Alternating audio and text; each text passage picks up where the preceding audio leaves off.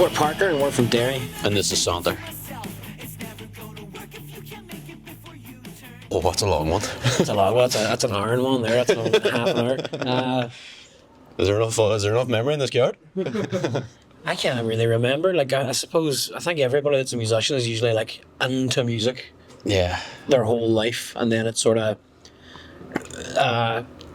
you become a musician. I don't know. I don't think, like... I know exactly where mine comes from. Oh, really? Fair enough. Happy days. I was handed 2 DVDs when I was like 10 or 11. The first one was AC/DC Live at Donington, and the second one was Led Zeppelin, The Song Remains the Same. And those 2 DVDs changed my life. So they did. Like the start of AC/DC Live at Donington, like it's not full run. It's the guy drums on the Razor's Edge album, but the whole set just starts with him doing the on the hats, and Angus Young goes right from the top of the stage and starts Thunderstruck, and the whole crowd was. I was like, how, and like this is mental, like it blew my mind. And then watching Led Zeppelin, The Song Remains the Same, it was just pure. It was just all John Bonham. It's like That's a good answer. it's fucking 2 DVDs changed my life. I'll try and come up with a good answer here as well. I think the first time I got really, really into rock music, I was probably like 6, and I heard Guns N' Roses for the first time. A taxi man had given us a CD copy of their greatest hits. Got really into that. Used to wear like a magician's kit, and I used to wear like a top hat and pretend to be Slash quite a lot as a child. And then I think I decided that I wanted to be in a band the first time I heard Blink-182. And that was maybe like 2004, not long after the self-titled album had came out. So that was like, I think the first song I heard was either Feeling This or I Missed You, and I was like, I think I'm going to do this. Yeah, that's a great album though. That was a great album. Is that the perfect album? It's my favourite album of all time. Pretty damn good fucking album.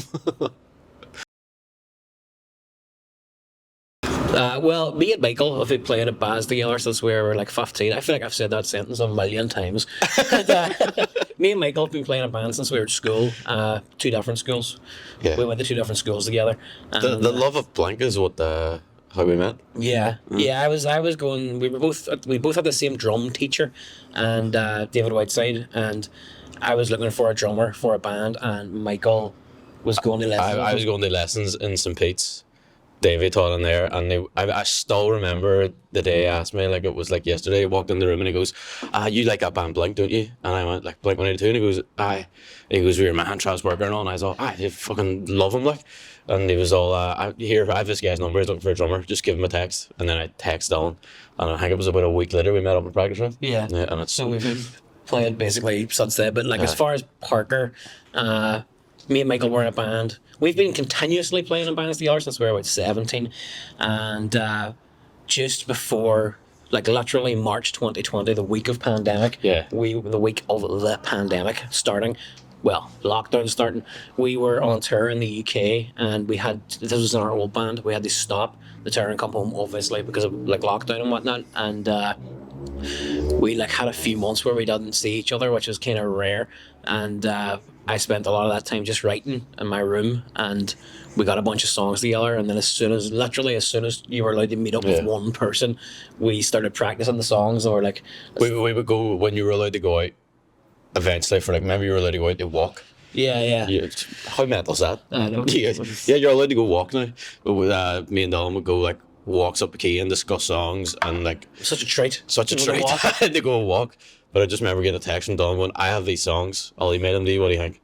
And then it was just like, it was pretty much the first Parker album you sent me. Probably by the bulk of the songs were on that. Aye. But so we started jamming, and then we were like, let's start a band with this, and we did like open auditions. We just posted on Facebook, and we like auditioned a bunch of people. And Owen had toured with us before in our old band Lost Avenue. He stood in on bass for a European tour, and we knew Owen for years because he played in Fornout, and we played at the same kinds of gigs, and we were in the same tech classes together, and all. So he was the perfect fit, and then that was the band. We started practicing probably like summer of 2021, and then our first show was in September 2021, and then it's been that way ever since.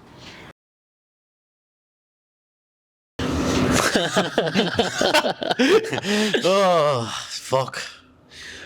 Did you ever scroll on Instagram and like get like a sponsored post from a band, and they're awful.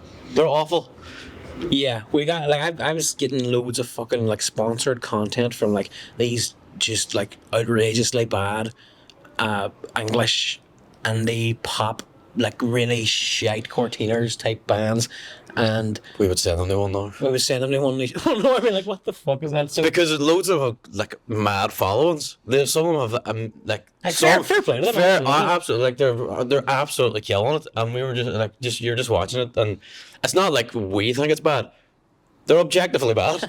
You know what I mean? Which is, so that's basically what inspired the song, Yeah. but it's ironic because we have now become a band with a sponsored post that's annoying people Yeah, in the England. of all yeah, places. people in England do not like it, and they're No. commenting on it how much they don't like it. Yeah, we've, One guy commented, "Keep Beastie Boys out of your fucking mouth." yeah. Hey, fuck that guy.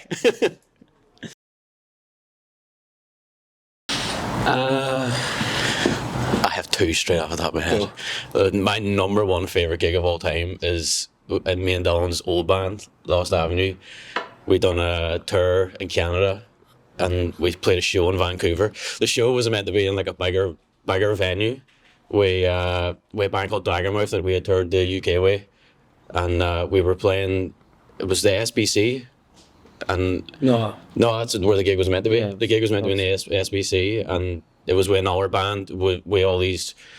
It was like old punk legends that started. Were they in like a cover band or something? It was like something mental like that. It was something mental where like all these punk legends were in like a cover band. They come play covers, and us and Daggermouth were going to support it. But then for whatever reason, that band couldn't make it. So Daggermouth were like, no, we're still going to do a show, and we played a place called What's Up Hot Dog, which was literally a hot dog shop. Like about the size of this bar. Yeah, it was like Tiny. smaller in this bar, and we were rammed in their corner, and because Daggermouth were like they're kind of like a big band in Vancouver, and the place was fucking pandemonium. It was it was the most mental gig I've ever played in my life. Like just people flow. Oh, it was unbelievable. And then the second one was we'd done a gig with Daggermouth on the UK tour. We played with them, which was in Fighting Cocks In London. in London, and that was again just mental. It was fucking insane. My favorite gigs, those two definitely, from like across the board. But as far as Parker gigs, we played a festival in London last year called Wonkfest, and I can't remember the name of the venue, but it was fucking class, and it was cool to like, because when you go to London, obviously there's millions and millions of people, and there's fucking loads of gigs. Can you swear on this? Aye. Yeah, there's loads of gigs, and like people, there's so much going on. There's so much going on, and it's kind of hard to get anyone's attention at all. And it was one of those rare London gigs where there's a shitload of people there, and people seemed to be enjoying it. And then we supported Fighting with Wire and Derry the year before last, and like they're one of my all-time favorite bands ever. Aye. So it was like so fucking cool to get to like open for them, and the Nerve Centre, which is also That's like a dream the venue. iconic Yeah. Derry venue. Like that's where you would have grew up going to gigs as an air. I'm like one of the first gigs I ever went to, like on my own without like having parents there. Was like I went to see General Fiasco, the Wondervillains, and a band from like Sweden or Norway or something called Jon Snow. Jon Snow? Jon Snow. Like from Game of Thrones? Yeah, but I don't know. Was Game of Thrones out there? Probably not, no. I don't know. Maybe.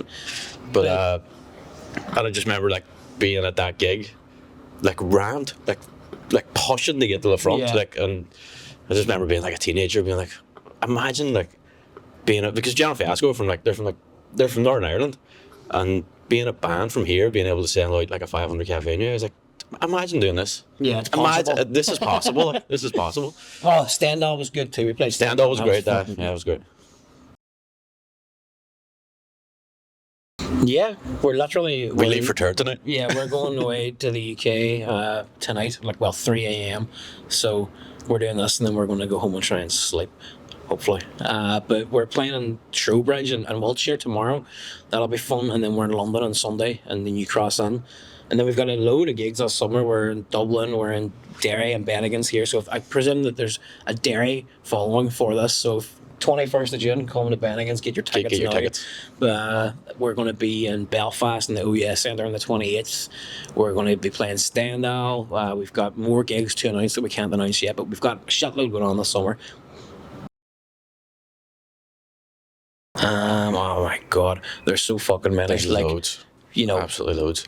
I would love to a dream of mine is to do a tour supporting like one of my favorite bands. That doesn't matter how big they are. You know, it could be in bars or it could be in fucking big venues or whatever. But like just to do that kind of thing, I love the idea of that. As far as like dream venues, Brixton Academy in London would definitely be one to do. I would love to, like, Brixton is like the ultimate dream. Yeah. But I would, like, my personal one is I'd love to be able to, like, sell out the Nerve. Because that's just a place where I went as a fucking teenager to go watch bands. That's where we first met. And that's where that's where me and Don first met, was in the Nerve Centre. Jody has a Hitless show in the Nerve Centre in 2012. It's a fucking long time ago. It's just 14 years ago. Or 12 years ago. It's not 14. Cut that out. Edit point. 12 years ago. Yeah, Nerve. I'd just love to be able to, like, headline the Nerve. That would be a dream. Trump. Cherim. Who else? There's loads of great bands. There's shitloads of great bands. Lord Jane, Ferals. You know, like Northern Ireland has a fucking fantastic. It always has great bands. Tomcat are great. There's always great bands. There's an abundance of amazing bands for this country. It's like pound for pound, this country is like the best bands. Yeah, if you scaled it up, if we had like 300 million people like America, we'd have like the best bands on earth. We'd have at least 30 great bands. Yeah. Instagram, where people don't like us anymore. Facebook, Instagram at Band Called Parker. Facebook, Parker Band. Do we have Twitter? We do have Twitter. I think it's like the band Parker the band or something. It's hard to get the same thing on everything unless you try and pay people to give you their handle. We do have a TikTok. We do have a TikTok, but we're not great on it. We're not great on TikTok. It's called Band Called Parker. There's like 3 videos there. Go watch them. Give us a follow. We're not very good at dancing. We're not very good at TikToks and reels. So we're not. We're trying though. We're kind of old. We're old for a fucking. We're old for a new band. We're pushing our 30s. Go and listen to our new single on Spotify. Now it's called Generic Indie Bands. Listen to it over and over and over again. If you listen to it a million times, we'll have enough money to, like, you know, go on a reasonable holiday. So we'll have enough money to buy big coats and DMs.